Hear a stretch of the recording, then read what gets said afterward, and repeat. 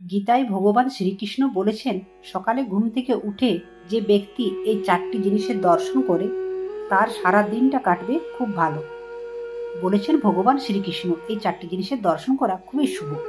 এই 4টি জিনিসের মধ্যে আপনি যদি সকালে ঘুম থেকে উঠে একটা জিনিসেরও দর্শন করেন তাহলে হবে দারুণ কাজ। দেখুন, করতল।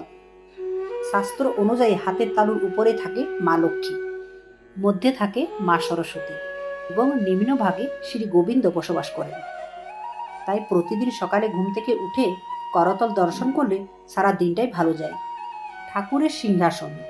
সকালে ঘুম থেকে উঠে ঠাকুরের সিংহাসন দর্শন করুন এবং আপনার ইষ্ট দেবতাকে প্রণাম করে মাটিতে পা স্পর্শ করুন।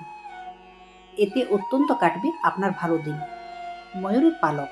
ভগবান শ্রীকৃষ্ণের অত্যন্ত প্রিয় জিনিসের মধ্যে ময়ূরের পালক অন্যতম। ঘুম থেকে উঠে এই জিনিসটি দর্শন করলে যে কোনো মনস্কামনা পূর্ণ হয়। ভাগবত গীতা।